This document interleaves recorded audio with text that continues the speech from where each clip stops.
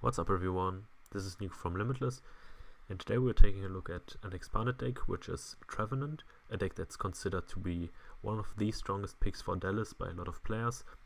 A lot of people have already done an article on it or talked about it in videos, but right here we are taking a look at the so-called broken version. And yeah, without further ado, let's get right into our list. Obviously, when playing Trevenant, we are playing 4-4-3 Trevenant. 4 Phantoms with Ascension allows us to evolve just by using one Psychic energy, or any energy basically, but we're only playing Psychic and Mystery, so it's a Psychic energy every time. Or by playing Dimension Valley into play, we can use it without any energies. This is very useful if we are not going first, because this way we can set up either 2 Trevenants with Wally on our benched Phantom and attacking with our active Phantom, or just guarantee our active Phantom to evolve if we don't have access to Wally or just have to play another supporter for the turn. Second of all, of course, we have Forest Curse Trevenant. Already been around for quite a while because it's from the first X and Y set, so time has passed since its release. And its Force Curse ability allows it, or more like doesn't allow our opponent to play any item cards as long as it's active. That's a lot of difference to Vileplume, because Vileplume was whenever it's in play, so even on your bench, but also shut down your own item cards. So Trevenant, while being active, limits our opponent but doesn't hurt us at all. Tree Slam for 3 energies, or 2 energies with Dimension Valley. 60 and 2 to our opponent's bench Pokemon. Decent attack, but the real MVP attacker in this deck is Trevenant Break. Trevenant Break, Silent Fear, 2 energies or only 1 Psychic energy with Dimension Valley in play. 3 damage counter on all of our opponent Pokemon. And what's very important to note is that this attack isn't shut down by stuff like Squirtle, who says it doesn't get damage on the bench Pokemon, or Mr. Mime, which prevents you in general of dealing damage to our opponent's bench Pokemon, because this attack puts damage counters. That's very important to keep in mind, because Tree Slam on the other hand does damage counter, so that's a different story. Yeah, our 3 opponent support Pokemon are 2 Tapu Lele and 1 Jirachi. Why we're running 1 Jirachi I will tell you in just a second, but having them allows us to search our deck for Wally, which allows us to evolve to Trevenant on the first turn while going first, so item lock on the first turn, very strong. And last but not least, for our Pokemon we have 1 Espeon, which became more relevant now that Zoroark is released, because before Zoroark was released, most people or players were just running basic Pokemon like Volcanion, Turtonator, Ho-Oh, all the Night Marchers, Darkrai, all the basic Pokemon stuff. But now you have Zoroark, and Zoroark on its own is already an evolved Pokemon, and even if it's paired with other evolving Pokemon like Golisopod, Lycanroc, we can just use Silent Fear for a few turns, devolve them, get rid of all the Zoroarks, because Zoroark is a pretty big danger for Trevenant because it deals weakness and also brings consistency into their play, so we rather don't want to have it on board. Yeah, our ace spec is Computer Search. Yeah, it's basically right now one of 2 ace specs that are played, Dowsing Machine or Computer Search. We don't really benefit from getting stuff back from our discard pile, because we rather want to have more outs for our early turns to get a Trevenant, to get our Dimension Valleys, and Computer Search is just what does the job best.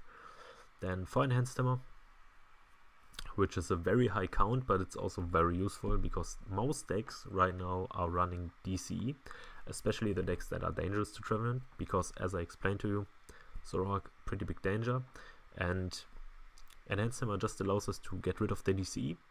And even if we can't get rid of the Zoroark after 2 turns with Silent Fear, maybe we miss Silent Fear, maybe we just don't get Espeon, we can still get rid of the DCEs.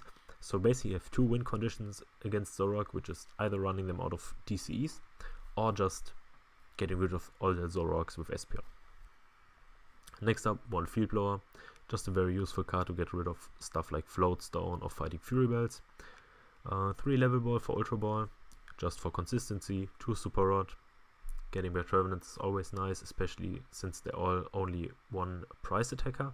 So our opponent, if we can force them to have to get through 6 Trevenant, we want them to. So playing Super Rod seems very good right there. Then 4 Verse Seeker, pretty much staple to get back our supporter cards.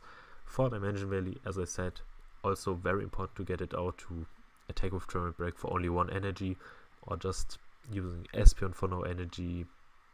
Damage rate's just super good in the deck. Then 1/1 Lysander Guzma.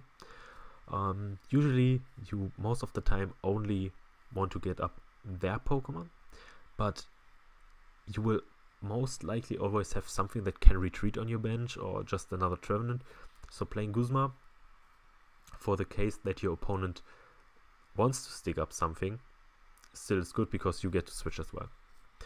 3N for Sycamore, just for consistency reasons. 1 Flare Grunt in addition to the Enhanced Hammer, very strong, just allows us to get rid of energies. 2 Wally, of course, the heart of the deck. Without Wally, Trevenant would be way weaker, because you would never get item lock without having to attack on your first turn. So if you would go first and don't have Wally, you actually only get Trevenant on turn 2. But right there, Wally going first, using Wally, just way too strong. 2 Rescue Scarf, as I explained, forcing our opponent to get through 6 Trevenants is very good, and Rescue Scarf just allows us exactly that, by getting our Trevenant into our hand completely when it's knocked out.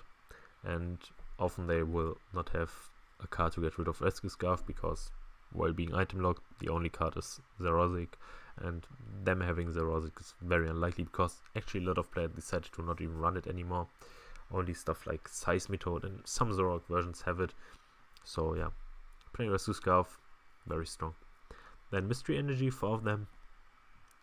In addition to delivering 1 Psychic Energy, which we need, it also allows us to reduce our retreat cost by 2, which for Trevenant would still mean you have to discard the Mystery Energy itself, but it's better than not being able to retreat at all. And also, if you have 2 Mystery Energies attached, you can just retreat for free.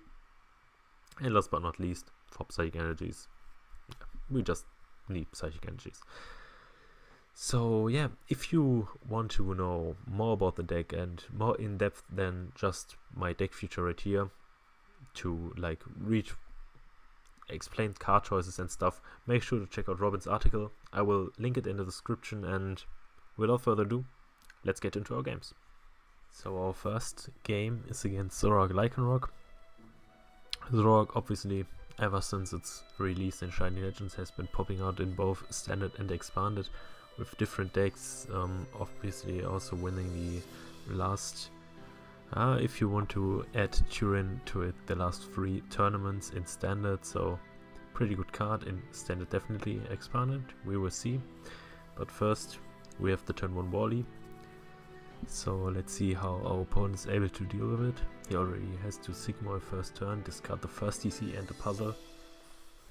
Our main win conditions against Zoroark are getting him out of DCs, or getting him to have a full board with Zoroarks and Rockruffs that we can easily kill with Devolve from Espion. But here we're hoping for Trevenant Break and an Energy, which we get, so we will be able to attack. Unfortunately, we can't really spread damage because he only has 1 active, but I mean, it's still better than nothing. For some reason, he decides to bench his Grimer, which I don't really agree with, because you already don't need that many bench Pokemon with Zoroark GX to knock out a Trevenant, thanks to weakness. And benching 3 retreat Pokemon is just seems very weird, because as we see in my hand, I have Guzma, so I can just Guzma up a 3 energy attacker.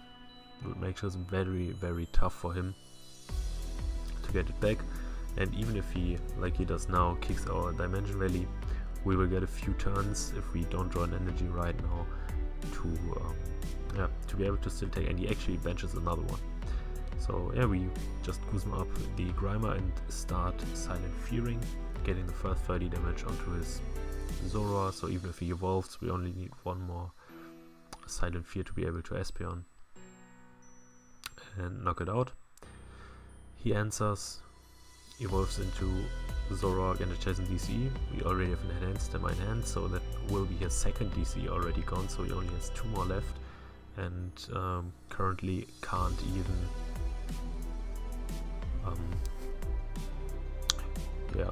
get something up for the knockout, because I use Wally to get out Trevenant, so he has literally no target to get up and plays item cards, so he's stuck with only 2 DCEs in deck and a Grimer active. He uses Mellow, which is a pretty strong card, I would say, against item lock. Unfortunately, he had to use Mellow after his trade, because if he would have been able to use Mellow first, he would already have the cards in hand. But yeah, I decided to just free blow his Float Zone and Sycamore my hand away, because I don't really need the Flagrant right now. And this way I can just get ready another Trevenant, Silent Fear, grabbing 2 knockouts onto his Grimers. So he probably put a DCE on top of his deck with Mellow here to attack. But if we just get rid of the DCE or even the Zoroark with Espeon, we should just win the game.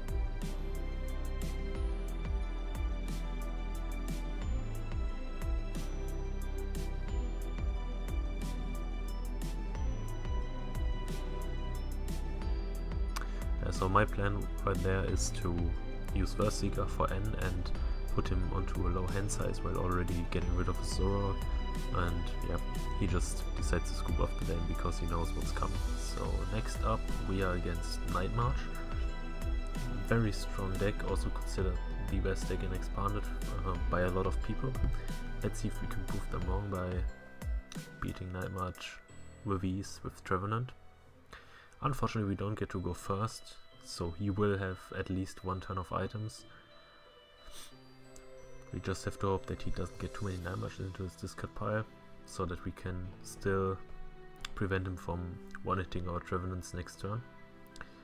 Good for us is that he only has Joltix in place, so if we can get rid of the DC and attack once with Silent Fear, we will get rid of a lot of Nightmares at once. But it's also can turn into a problem if he has another Pumpkaboo, or maybe Marshadow isn't too good against Trevenant, but if he has a Phantom, can get very tough to deal with it if he has so many Nightmares in play that he can he also plays Taurus, didn't decide to bench it for some reason. Taurus would have been pretty decent to get at least 1 Trevenant out of play, because we can't one-shot Taurus, and with only 2 Silent Fears it will be able to one-shot a Trevenant break. He's still going with his first turn, still hasn't played any compressors, which is very good for us that he didn't hit any so far. But he still got quite a few Nightmares into his discard pile.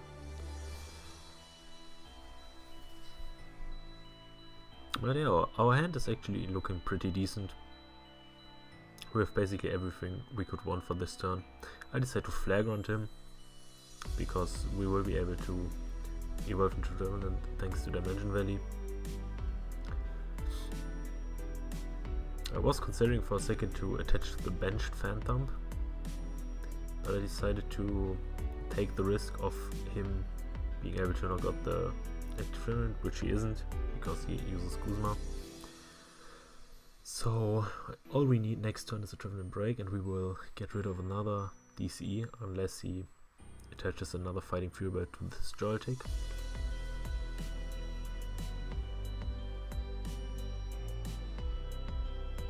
Don't know what exactly he's thinking about, but looks like he has only 1 puzzle, so he won't get to pick up a DC from his discard pile. We have our item lock going again, can bench another Phantom, place D-Valley down and Sycamore, hopefully drawing a Trevenant break, which we unfortunately don't. But but we have at least a field blower to get rid of his fuel belt. Basically the shamans, so that he can't shaman loop us, because this deck has actually no option other than a lot of energies onto Tapu Lele to get rid of a shaman in one hit. So it's pretty good that I got to deal 20 damage to each of them. But he missed a DCE, so if we will definitely get the knockout, because we have the Trevenant break as well as already having Divali in play. So now he has no Nightmari left, and if he wants to use Nightmari now, he has to attack with Marshadow, which is weak to Trevenant, has already 30 damage on it. So this game seems pretty sealed up. Doesn't look like he will have any way to get back into the game. So all we need to do is keep getting our Trevenants and attacking with them, and we should be fine to win the game. I decided to just attack because there's no reason to play any supporters. Our hand is looking pretty decent, and if he ends us, we don't really care, because we have enough good outs in our deck. And yeah, as you can see, he has nothing. I can just Lysand up the Shaman and pick the last knockout.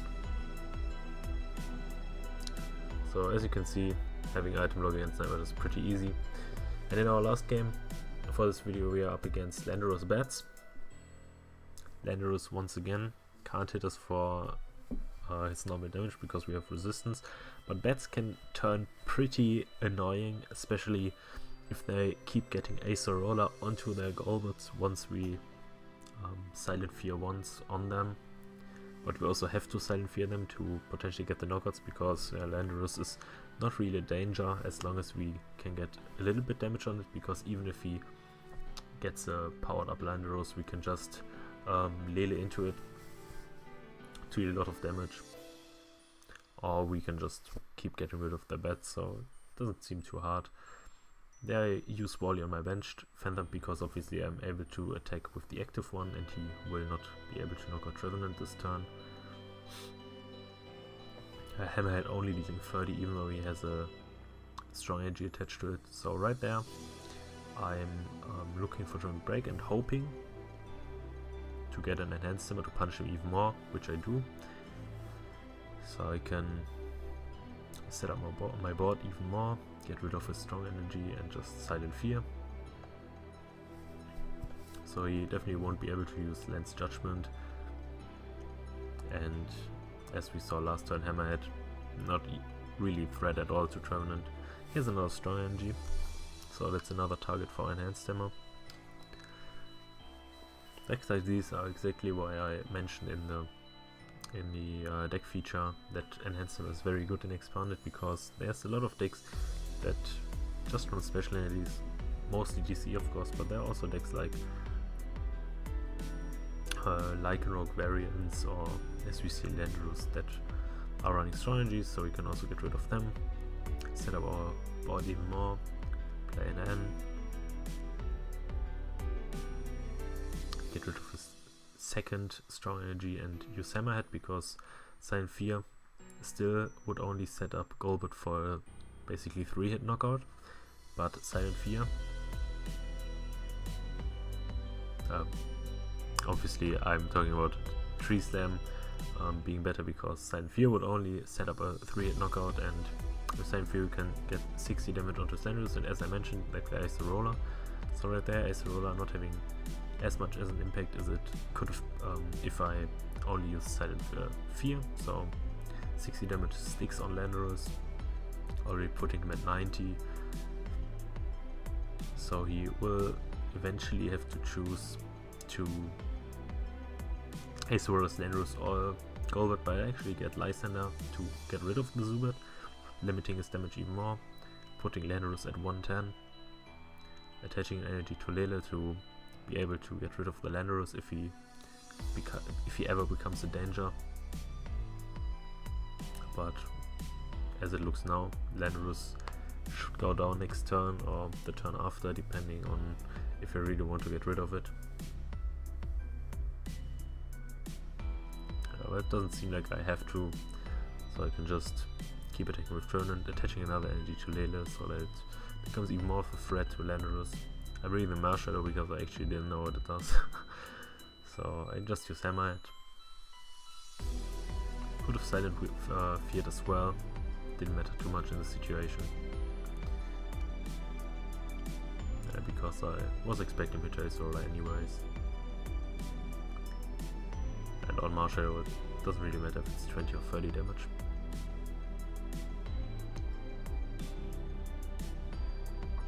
Actually get the Rescue Scarf, so even if Trevenant gets out, which it doesn't look like it's going to happen anytime soon, I still just get it back to my hand, unless he obviously gets a knockout with a bat, which he should be able to. And once again I decide to focus on his bats, just tree slamming the Golbat, 22 Marshadow and Landros. At this point it doesn't really seem like he has any options to win, because I still have another Trevenant on my bench. I have a Phantom I can evolve into even another Trevenant.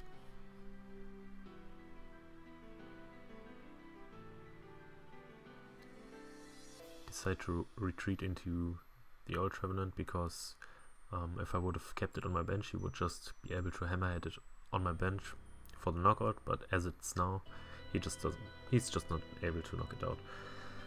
So we take the win in a pretty easy fashion. This time we didn't only have 2 games, because I felt like the games were all like pretty short, and it's very tough to get long games with Trevenant, because usually you just win on early turns because you have item lock, or you just dominate your opponent during the game anyways because of item lock. And the only games that actually take longer, from my experience when I tested the deck, was like stuff like Darkrai, which has to take 6 prizes against you, but it didn't really take a long time because the game was exciting or something. It just took a long time because they had to attack 6 times, but I wasn't really able to do a lot because if Darkrai just gets their setup once, they will just knock you out in one hit all the time. So yeah, didn't really seem too interesting to show you that. So yeah, I hope you enjoyed the video and got a nice impression of what to expect from Trevenant in Expanded, and maybe you will try the deck out yourself and find that it's a suitable play for example Dallas. Yeah,